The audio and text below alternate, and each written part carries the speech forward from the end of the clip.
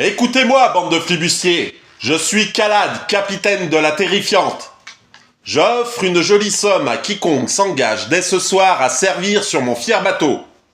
Alors, si vous avez soif de gloire et d'aventure, enfilez votre plus belle jambe de bois, affûtez votre crochet et rejoignez-moi sur le pont tout de suite après le jingle.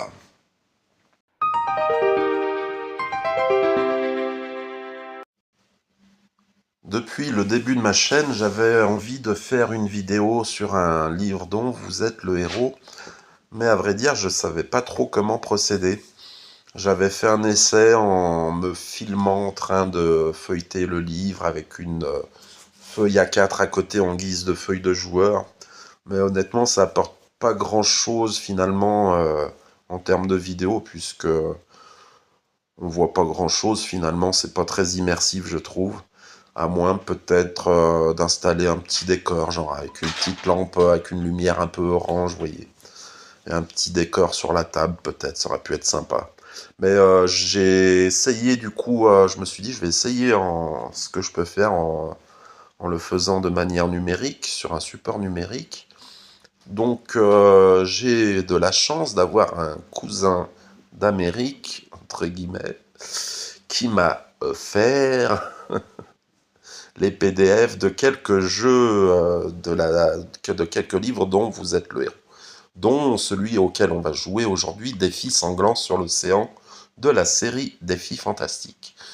Et en guise de feuille de joueur, j'ai été un peu sur le Play Store, voir ce que je pouvais trouver comme outil, et je suis tombé sur cette application que vous voyez à la droite de l'écran, qui s'appelle Game Sheet. Alors Game Sheet, c'est pas ce qu'on fume, hein, évidemment. C'est S-H-E-E-T, feuille d'aventure, feuille de joueur, quoi. Voilà, donc c'est une application qui est pas mal du tout, puisqu'elle, comment dire, elle propose pas mal de livres dont vous êtes le héros, de différentes séries en plus, ce qui permet d'avoir du coup une feuille parfaitement adaptée au livre auquel on est en train de jouer, par exemple la Défis sanglants sur l'océan. La feuille de jeu de joueur propose effectivement, on a un butin, esclave, et dans les combats, on a les combats au corps à corps, mais aussi les combats navals. Donc voilà. Allez, on va commencer. Donc c'est comme je le disais, c'est un livre de pirates de la série Défis fantastiques. C'est un livre-jeu de Andrew Chapman qui en a fait quelques-uns, dont je crois, je me trompe peut-être, mais quelques-uns qui se passaient dans un univers de science-fiction qui n'était pas fameux, je crois. On a des illustrations de Bob Harvey, et évidemment, c'était édité chez Gallimard chez nous. Est-ce qu'on a une date 1985 sortie aux États-Unis ou en Angleterre, je sais pas. Et 1986 chez nous, donc ça fait 40 ans. Voilà, on va jouer à un livre-jeu d'il y a 40 ans pile. Donc on a notre feuille d'aventure qui sera donc l'application à droite de l'écran. Et on va lire ce que le livre nous dit en guise d'introduction. Instruction particulière à l'attention du capitaine de la Terrifiante. Vous êtes le capitaine de la Terrifiante, une fine goélette battant le pavillon noir à tête de mort des pirates. Avec votre équipage de forbans, vous allez écumer la mer intérieure et la mer du Sud, prenant à l'abordage les navires marchands qui auront la malchance de croiser votre route. Mettant à sac les villes côtières, rançonnant les caravanes à l'intérieur des terres, dans le but d'amasser le butin le plus considérable en or et en esclaves. Et ceci pour remporter le pari qui vous oppose à un pirate tout aussi redoutable que vous, Abdul le Sanguinaire. Donc on va faire une sorte de course finalement, où on devra arriver avant Abdul le Sanguinaire avec le plus de butin. Mais avant de vous lancer dans cette existence sans foi ni loi, il vous faut tout d'abord déterminer vos forces et vos faiblesses, ainsi que celles de votre équipage. Pour cela, vous aurez besoin d'une paire de dés et d'un crayon. Pour moi, ce sera donc l'application. Impeccable. Vous reporterez les résultats obtenus sur la feuille d'aventure que vous trouverez en pages 8 et 9. Cependant, comme il est peu probable que vous réussissiez à échapper à tous les dangers qui vous guettent lors de votre première tentative, il serait plus prudent d'établir des photocopies de ces... Bon, ça on s'en fout. Votre équipage, alors lancez un dé et ajoutez 6 au résultat obtenu. 5. Ok, ça me fait 11. Donc, combativité de votre feuille d'aventure. Combativité, donc j'ai 11. 5 plus 6, 11. Voilà. Donc, ça représente le courage et l'énergie de notre équipage. La combativité interviendra dans les combats de groupe, c'est-à-dire dans les combats que vous engagerez à la tête de vos hommes. Par exemple, lorsque vous vous lancerez à l'abordage d'un navire ennemi. Ensuite, on nous demande de lancer 2 dés et ajouter 6 au résultat obtenu. Oh, c'est pas fou là. Donc 6 plus 6, ça fait 12. Hop, hop, hop, hop, hop, hop, hop.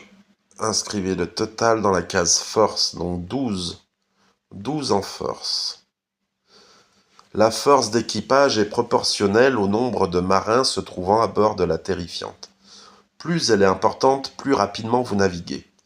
Il vous arrivera de perdre des points de force d'équipage au cours de combats de groupe.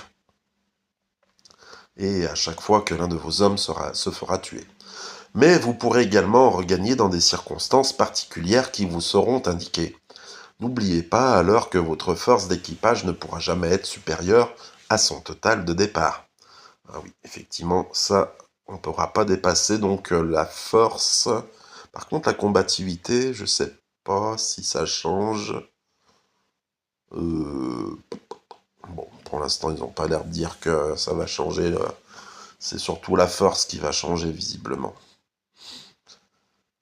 Si votre force d'équipage à un moment ou à un autre de votre aventure vient à être égale à 0, cela signifiera que vous et votre équipage auraient été décimés jusqu'au dernier. L'aventure sera alors terminée. Ensuite, habileté, endurance et chance. Comme dans tous les livres dont vous êtes le héros, vous aurez également au cours de cette aventure à affronter, seul, de dangereuses situations. Votre aptitude à combattre, à supporter les coups qui vous seront portés, à vous tirer des situations les plus dangereuses est déterminée par votre habileté, votre endurance et votre chance. Sur la feuille d'aventure figurent les cases particulières dans lesquelles vous inscrirez votre point de départ qui se calcule ainsi. Alors, feuille d'aventure, donc lancez un dé, ajoutez 6 au chiffre obtenu. Oh là là, nul.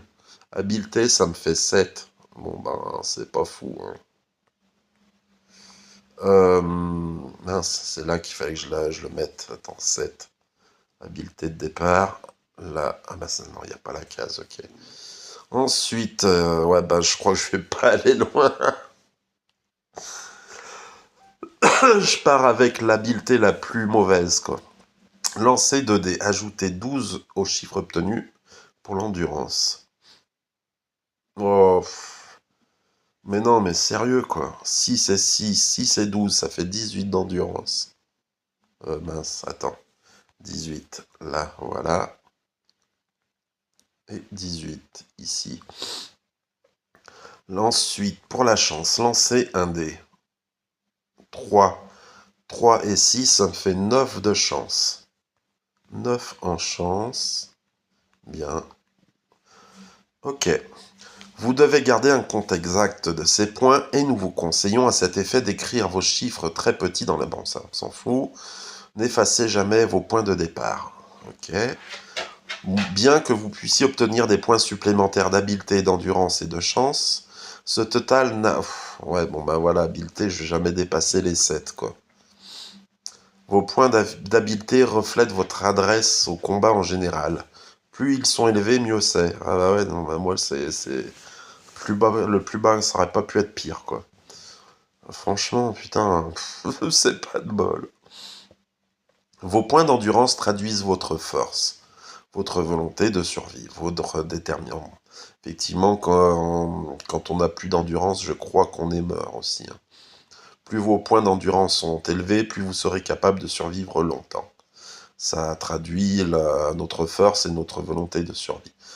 Ensuite, les points de chance. Vous saurez si vous êtes naturellement chanceux ou malchanceux. La chance est une importante réalité dans l'univers imaginaire que vous allez découvrir. Utilisation de la chance. À plusieurs reprises au cours de votre aventure, lors de batailles ou dans des situations qui font intervenir de la chance ou de la malchance, les détails vous seront alors donnés dans les pages correspondantes, vous aurez la possibilité de faire appel à votre chance pour essayer de rendre une issue plus favorable. Mais attention, l'usage de la chance comporte de grands risques, et si vous êtes malchanceux, les conséquences pourraient se révéler désastreuses. Voici comment on peut se servir de la chance. Jetez 2 dés. Si le chiffre obtenu est égal ou inférieur à vos points de chance, vous êtes chanceux. Ah ok, d'accord. Effectivement, donc si on utilise la chance, je crois qu'on baisse donc d'un point après notre total de chance. Donc moins on a de chance, plus on a de malchance de lancer 2 dés qui seront supérieurs à mon total de chance. Cette règle s'intitule « Tentez votre chance ». Chaque fois que vous tenterez votre chance, il vous faudra ôter un point à votre total de chance. Voilà. Combat individuel ou à main nue. Si vous êtes déjà familiarisé avec ce genre de combat, vous pouvez vous dispenser d'en lire les règles, qui figurent ci-dessous. Sinon, prenez-en soigneusement connaissance. Tout d'abord, vous inscrirez les points d'habileté et d'endurance de l'adversaire que vous affrontez dans la première case vide des rencontres. Donc ici, ennemi, avec un adversaire de votre feuille d'aventure. Les points correspondant à chaque adversaire sont donnés dans le livre chaque fois que vous faites une rencontre. Le combat se déroule alors ainsi. Jetez 2 dés pour votre adversaire, ajoutez ses points d'habileté au chiffre obtenu. Ce total vous donnera la force d'attaque de votre adversaire. Ensuite, jetez 2 dés pour vous-même, ajoutez le chiffre obtenu à vos propres points d'habileté. Ce total représente votre force d'attaque. Si votre force d'attaque est supérieure à celle de votre adversaire, vous l'avez blessé. Passez à l'étape numéro 4. Dans ces cas-là, vous avez blessé votre adversaire, vous diminuez donc de 2 points son endurance. Et si la force d'attaque de notre adversaire est supérieure à la nôtre, c'est lui qui nous blesse de 2 points d'endurance. Voilà.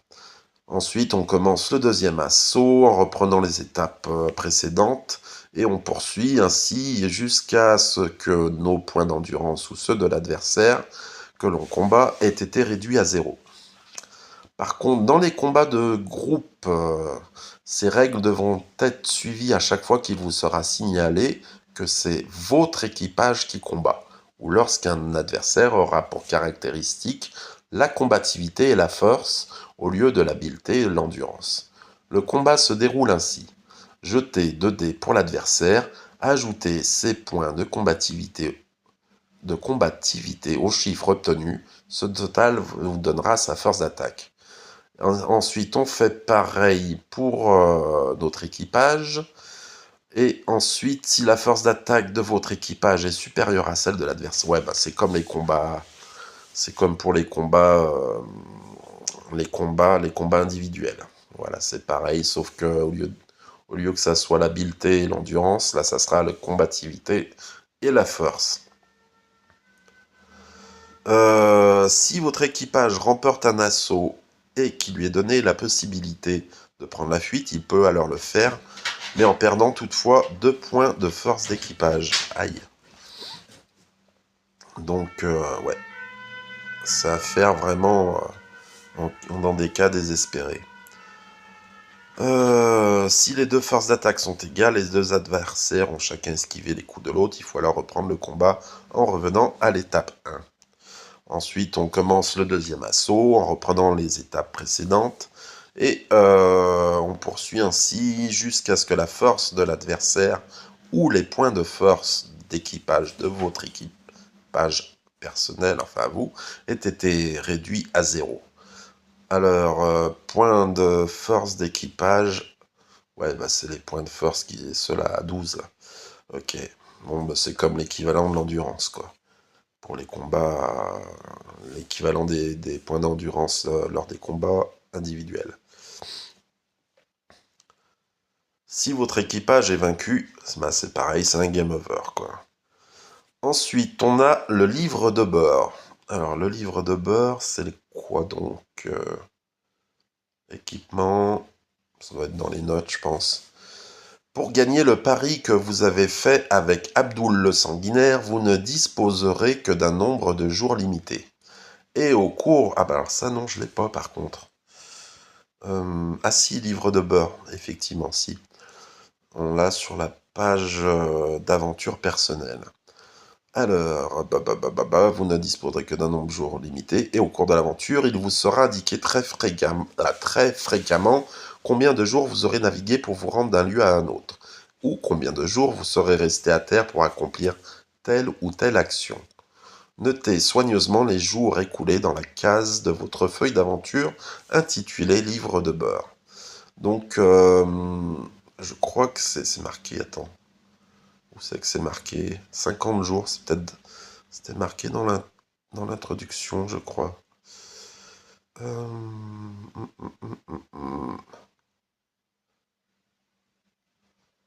me semble avoir lu quelque part que c'était 50 jours. Vous allez écumer, blablabla, remporter le pari. Bah non, je sais pas où c'est que j'ai vu ça. Déterminé, blabla. Bon, ça doit peut-être être indiqué plus tard. Bon, bah pour l'instant je mets 0 parce que je sais pas combien de jours. Je sais pas où c'est que j'ai vu que c'était 50. Bon. Alors, comment rétablir votre endurance? Il y a peu de chances pour que vous ne perdiez aucun point d'endurance au cours des combats que vous devrez affronter et dont vous sortirez vainqueur. En dehors des points d'endurance que vous pourrez regagner dans des paragraphes particuliers de ce livre, vous ne pourrez vous-même en regagner que d'une seule façon, en vous reposant. Pour chaque point d'endurance que vous voudrez regagner, il vous faudra ajouter un jour sur votre livre de bord, sans oublier que votre endurance ne peut en aucun cas excéder son total de départ. Bien entendu, plus vous vous reposerez, plus votre navigation sera lente. Aussi, ne lézardez pas trop en cours de route. Butin. Dans cette aventure, l'or que vous allez amasser, ainsi que les esclaves que vous allez capturer vont avoir une importance considérable. Aussi, tenez-en un compte extrêmement précis dans la case de votre feuille d'aventure intitulée Butin. Butin, c'est ici. Vous disposerez déjà de 20 pièces d'or, bah ça me l'a déjà marqué de base, en embarquant sur la terrifiante. Ok. La carte. Ah, il n'y a pas la carte par contre. Ah ouais, c'est con ça. J'ai pas la carte en fait. Oh, j'ai pas pensé à ça. Merde. Nouvelle note, non. Ah, flûte. Bon. Eh ben, on s'y reportera sur le PDF, ma foi. La carte figurera en page 20, vous sera de la plus grande utilité au cours de votre voyage. Aussi, n'hésitez pas à la consulter la plus souvent possible et à tenir compte des indications qui y sont portées avant de décider de la route à prendre. Le grand défi. Nombreux au cours de l'histoire ont été les lieux dont la seule évocation a fait trembler d'effroi des civilisations entières. Mais jamais ville n'a eu réputation aussi effroyable que la ville de Tak. Situé à l'extrême nord de la mer inférieure, ce port est en effet le repère des forbans et des flibustiers les plus ignobles que le monde civilisé ait connus. Brutalité, trafic, assassinats sont monnaie courante. Attaque. Pire, dans cette ville perdue, ils sont encouragés. Et c'est là, dans ce port qui est votre véritable patrie, que commence votre aventure. De tous les pirates qui ont été attirés par Tak, vous êtes reconnu comme l'un des plus redoutables. Et vous partagez avec Abdul le Sanguinaire ce sombre honneur.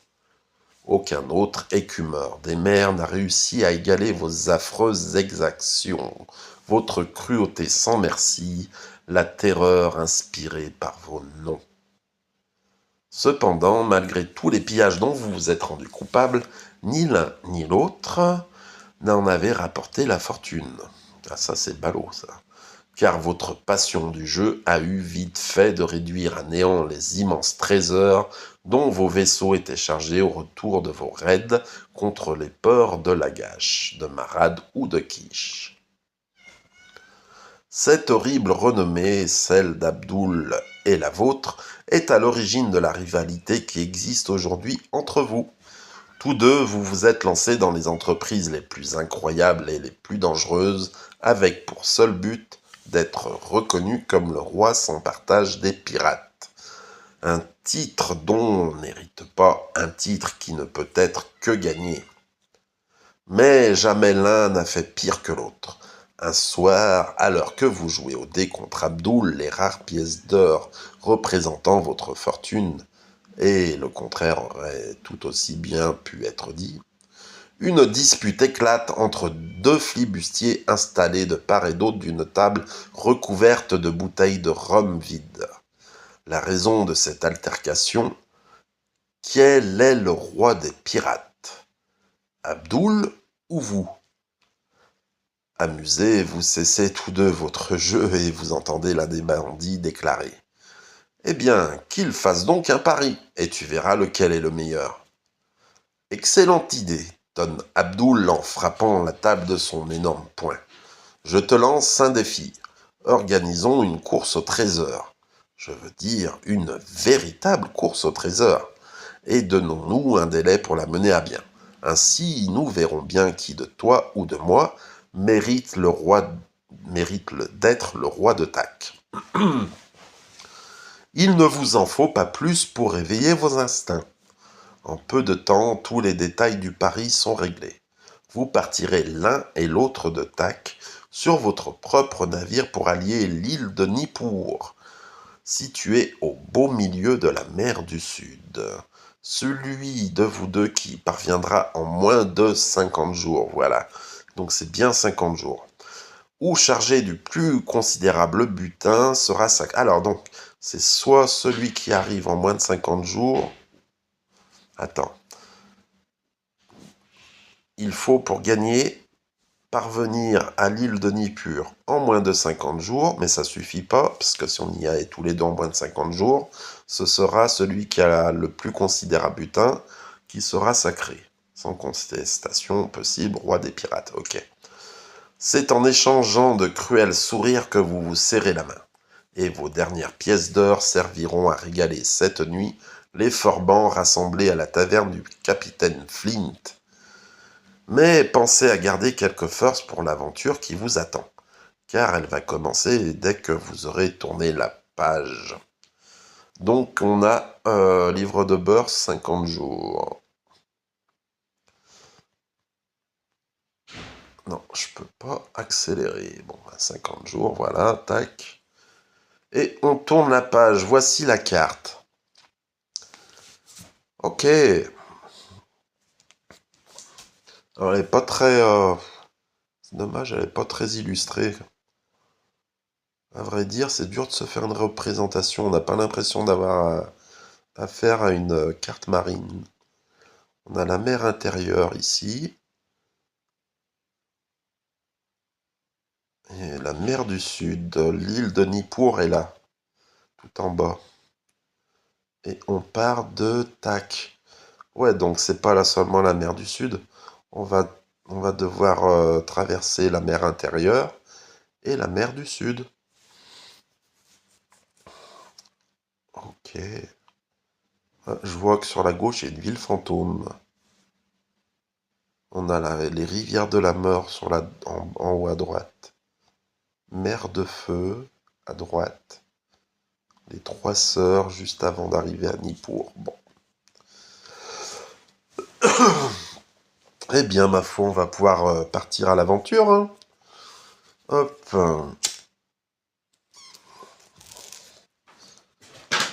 Le soleil vient Le soleil vient à peine de se lever lorsque votre navire, la terrifiante, double toute voile dehors la jetée de granit, marquant l'entrée du port de Tac.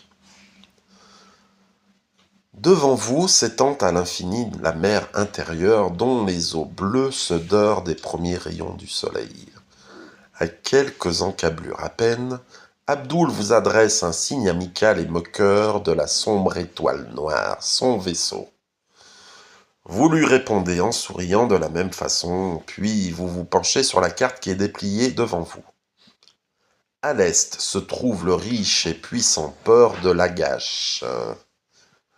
À l'est, Lagash ici, effectivement, donc on attaque. En fait, on va pas traverser... Ouais, on a les routes qui sont représentées par les traits, quoi, en gros. Bon, je peux passer par Lagash, donc le riche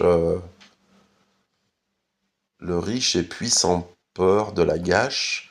À une distance équivalente à l'ouest s'étend le terrible désert de Citera. Passage obligé des caravanes se rendant aux villes de Kala, d'Assur et de Kirkur. Kirkur, tout ça, c'est où ça? On a le désert. Après, on a Kala, Assur et Kirkur. Donc, je peux essayer d'aller peut-être pirater les caravanes. Ou alors autrement passer à l'est par le riche port. Bon. Mais après, par contre, on voit qu'il y a la rivière de la mort. Après le riche port de Lagash.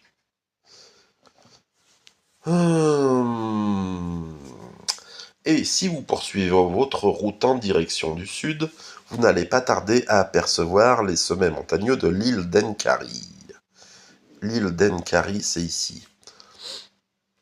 Donc en gros, je peux passer par le désert de Citera, puis après soit aller à Ingraki, ou alors à Kala. Ou alors autrement, je peux choisir de passer par la Gâche. Mais après, il y a les rivières de la mort et la mer de feu. Ça ne dit rien qui vaille là-bas. Je vais choisir d'aller plutôt à l'ouest, en direction du désert de Citera. Alors, je peux me diriger vers la Gâche en espérant prendre l'abordage de prendre à l'abordage quelques navires de cabotage. Ou alors je fais voile vers le désert pour rançonner les caravanes. Ou encore je mets cap au sud direction Lindenkari. Ah ouais, directement Lindenkari, alors que c'est pas marqué sur la carte. J'aimerais bien en savoir plus sur l'île d'Enraki, là.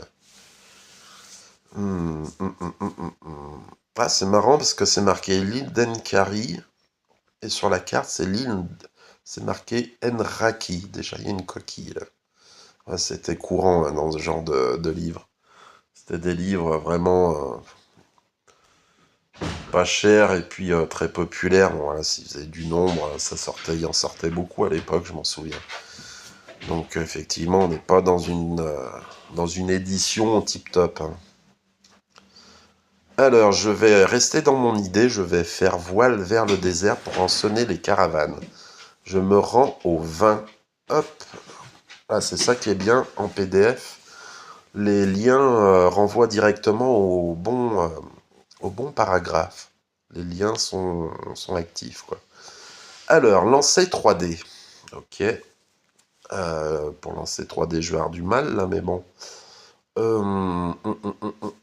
Alors, premier dé. J'ai un 6. Deuxième dé. Un 4, ça fait 10. Et troisième dé, 10 et 2, ça fait 12. Si le total obtenu est inférieur à votre force d'équipage, force d'équipage, j'ai dit j'avais 12. J'ai 12, bah c'est égal. S'il est égal ou supérieur, ajoutez 6 jours. Ah merde! Ah ben ça c'est ballot, alors donc on fait pas, on part de 0, oui, c'est plus logique, tu me diras. Donc je commence déjà mal, c'est dommage. Donc je prends 6 jours dans la vue. Au bout de ce délai, vous arrivez en vue du désert de Cythera. Et, parvenu non loin de la côte, vous jetez l'ancre. En compagnie de quelques membres de l'équipage, vous débarquez et vous vous mettez en route vers l'intérieur des terres, sous un soleil brûlant.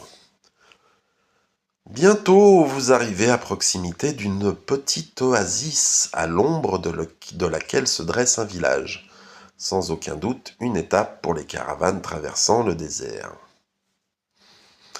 Allez-vous attaquer ce village sans attendre, ou préférez-vous vous cacher dans les dunes pour tendre une embuscade à une éventuelle caravane qui pourrait arriver? Bon, on va être prudent, hein.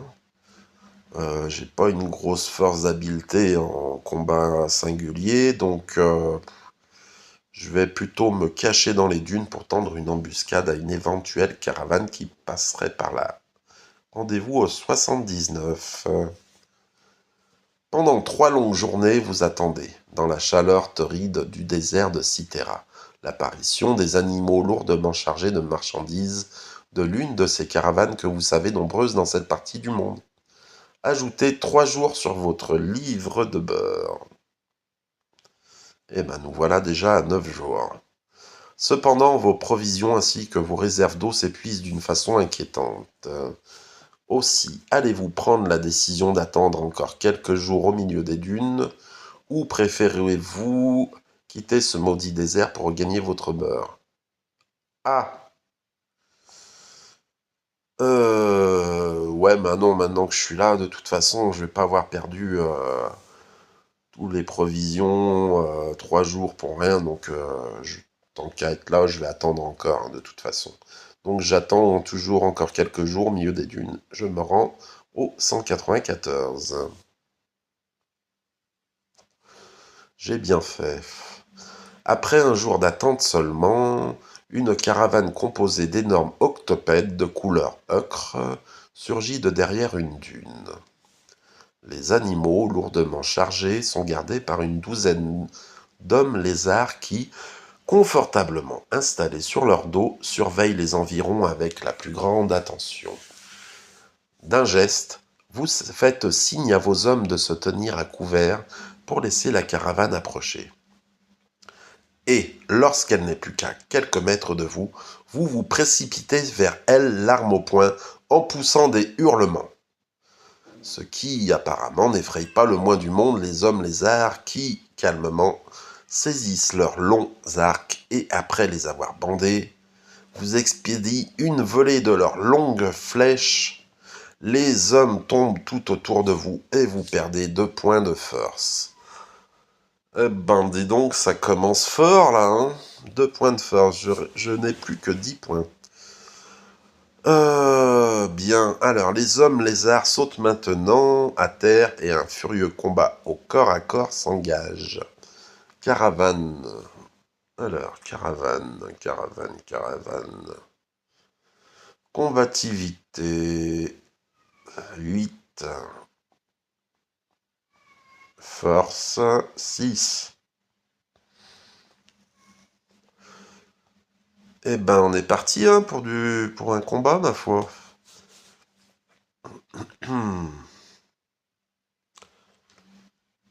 Donc, combativité, c'est c'est notre force d'attaque. Et force, ça correspond à l'endurance, quoi, au point de vie. Donc, c'est parti. Donc, les ennemis attaquent en premier, normalement. On y va. Ils font 10 plus 8, ça fait 18. Ils ont 18. À moi. 11 et 6, ça fait 17. Putain. Je perds donc 2 points de force. Ça s'engage tellement mal ce début d'aventure. Allez, ils attaquent. Putain, ils font 11. 11 et 8, ça fait... 11 et 8, ça fait 19. À moi. 11 et... 11 et 7, ça fait 18.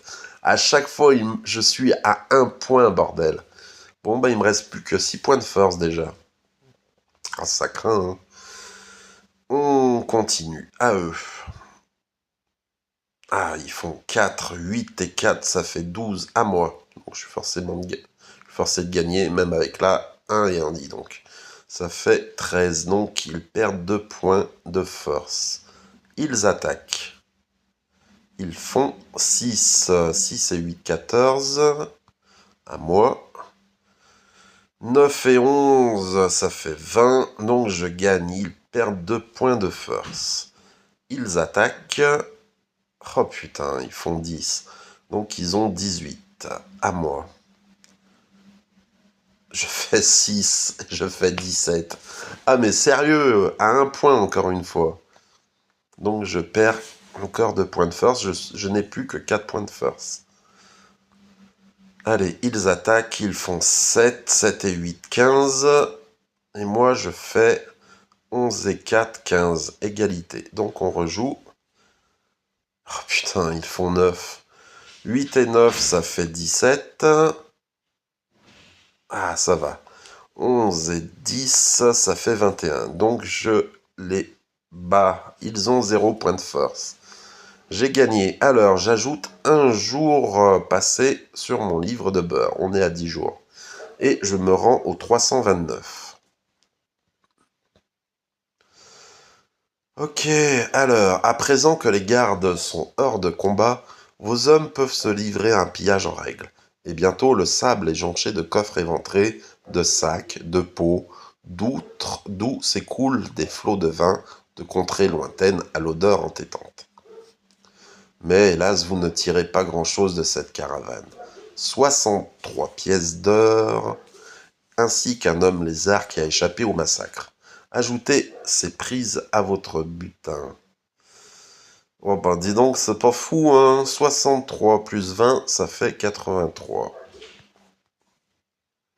Et un esclave. Ok, bah c'était vraiment pas fameux, là. De retour sur la terrifiante, vous levez l'ancre et vous prenez le large. Si vous avez perdu des hommes d'équipage, vous pouvez faire voile vers la cité neutre d'Assour pour recruter quelques matelots. Rendez-vous donc au 171, mais vous pouvez également vous diriger vers le port de Cala, ce qui n'est pas très éloigné, et tenter votre chance à l'un ou l'autre des jeux qui ont fait sa renommée. Ou alors tenter un raid vers l'île d'Enraki qui se trouve à l'est. Ok, ben on va pas se mentir, là j'ai plus que 4 en force. Le plus sage, je pense, c'est de faire voile vers la cité neutre d'Assur. Après, j'aurais bien été aussi tenter ma chance au port de Cala parce que j'ai une chance plutôt pas mal qui est de 9. Non, mais je vais être raisonnable, je vais me diriger vers la cité neutre d'Assur pour recruter quelques matelots. Rendez-vous au 171. La terrifiante va bonne allure dans la mer intérieure, droit sur la ville neutre d'Assur. Lancez 3D. Si le résultat obtenu est inférieur à votre force d'équipage, ajoutez 5 jours sur votre livre de beurre, sinon c'est 6 jours. Ben, ça va être 6 jours parce que j'ai plus que 4. Voilà, je fais 6, donc c'est supérieur. Donc j'ajoute 6 jours. Putain, elle va être courte l'aventure. Si le nombre de jours portés actuellement sur votre livre de beurre est impair, rendez-vous au 376. S'il est pair, rendez-vous au 357. 16 jours, donc c'est pair. 357. Oh punaise. Ah, je suis mort. Putain. Ah bah ça fut rapide, hein. Bon, alors, vous n'êtes plus qu'à une journée de navigation d'Assour, lorsque la vigie vous signale une voile à l'horizon. Une voile qui ne tarde pas à grandir jusqu'à vous faire reconnaître la proue effilée d'un navire de guerre de quiche. Tout en haut de son grand mât flotte une bannière de bataille vous prévenant, s'il en était besoin, que ce navire n'est pas animé des meilleures intentions. Sans perdre un instant, vous ordonnez à vos hommes de virer de bord. Mais l'ennemi est plus rapide que vous, et bientôt il est à la hauteur de la terrifiante. Les grappins se plantent dans votre plat-bord, alors que des flèches sifflent tout autour de vous. Sur le pont et dans les haubans du navire de quiche, une véritable armée s'apprête à se lancer à l'abordage. Ok, navire de guerre, combativité 10, force 8. Alors là, bon, je pense que là, l'aventure va... J'ai 4 en force, je peux encore prendre la fuite. Je perdrai 2 en force, il me semble. Donc je pourrais encore éventuellement rejoindre la cité d'Assur, peut-être. C'est même pas sûr, hein, parce qu'apparemment il est plus rapide. Si je préfère combattre, ouais, mais là j'ai peu de chances de gagner, hein, on va pas se mentir. Je vais tenter la fuite et puis ma foi on verra ce qui va se passer. Allez, on fuit. Hein? Ok. La bataille fait rage, mais la victoire semble maintenant se dessiner. En effet, alors que la plus grande partie de vos hommes d'équipage s'est précipitée sur les mâts et les vergues du vaisseau ennemi afin de les mettre à bas, les autres matelots s'occupent à libérer la terrifiante des grappins qui la retenaient prisonnière. Et bientôt, votre navire s'éloigne du lieu du combat, laissant la galère ennemie totalement désemparée. Comme la route d'Assur est coupée, vous mettez le cap au sud-est. Ah merde! Ah putain! 318. Ah ça fait chier, tiens. La mer est bonne et, poussée par des vents favorables, la terrifiante file bon train dans la mer intérieure. Quant à vous, vous ne quittez pas l'horizon des yeux, espérant y voir apparaître à chaque instant la voile d'un navire marchand. Lancez 3D. Si le résultat obtenu est inférieur à votre force d'équipage... Ok, bon, force d'équipage, j'ai 4, de toute façon. Ok, bon, ben, c'est pas la peine d'aller plus loin, j'ai déjà un 6. Donc, j'ajoute 5 jours. Et nous en sommes déjà à 21 jours de voyage. Si à présent figure sur votre livre de bord un nombre pair de jours, non, c'est impair. Donc, je me rends, j'ai 21 jours, donc je me rends au 294. Une voile à l'horizon, droit devant! À ce cri de la vigie, vous vous précipitez à la proue de la terrifiante et, en effet, vous distinguez, se détachant nettement sur la ligne d'horizon, le gréement carré et la lourde coque d'un navire marchand. À en juger par sa ligne de flottaison qui est très basse, il doit être chargé à ras-bord. Mais peut-être est-il également puissamment armé. Lentement, il taille sa route, toute voile dehors, en direction du port de Quiche. Ah là là, si j'avais plus de points de force, bordel.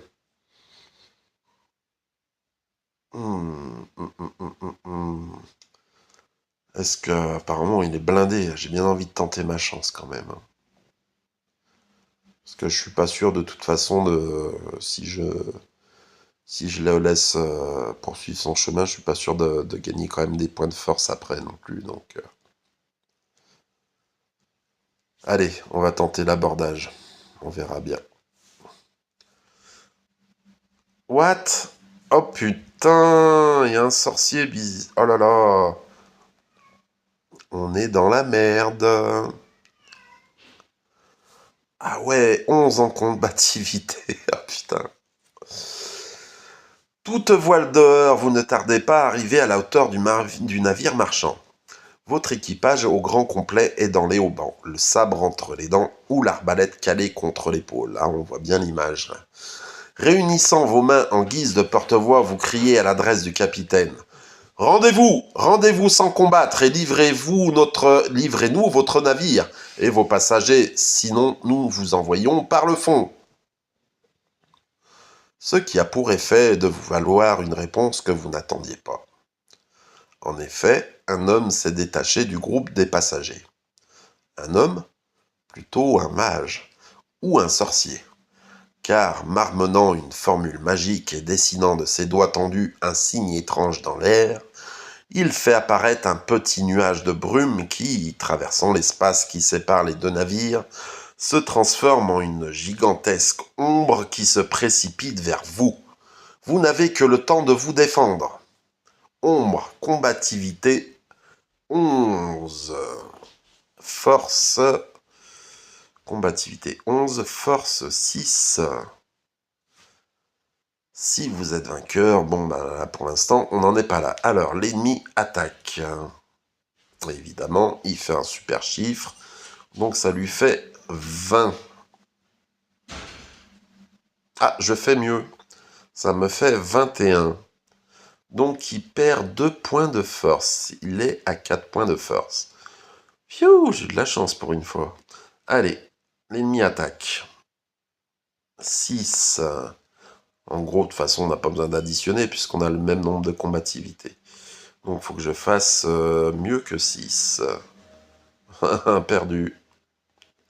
J'ai plus que 2 points de force. Je me fais toucher encore une fois. Et l'aventure se finit. Bah, c'est le jeu, hein, vous me direz. Allez, l'ennemi attaque.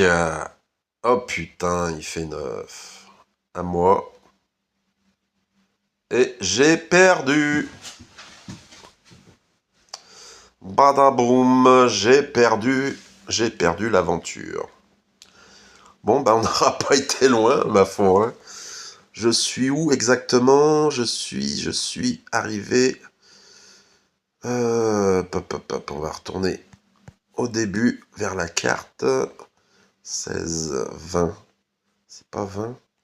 C'est où la carte, déjà? Oh, on a une belle illustration. Hein. La carte est ici, donc on est parti de tac, tout en haut. J'étais au désert de Sitara. J'ai voulu me rendre à Kala, mais c'était malheureusement... je me suis fait barrer. Du coup, j'ai gagné mon combat contre le bateau quand même, mais j'ai dû faire route en direction de l'Est. Et là, j'ai voulu prendre d'assaut un bateau un navire marchand, qui s'est avéré en fait être le bateau d'un puissant sorcier, qui m'a terrassé. En 2 attaques, il m'a terrassé, quoi. En 3 attaques. Donc, c'est ainsi que se termine cette aventure. Je pense que je referai, si ça marche bien, c'est plutôt sympa à faire. Donc je pense que je referai une nouvelle vidéo à ce moment-là. Allez, je vous laisse, on essaiera bientôt, je pense, la revanche dans une prochaine vidéo. Allez, bonjour chez vous, bye bye. Je suis un peu dépité là, vraiment. C'était une partie lamentable. Tout ça pour ça. Allez, à bientôt.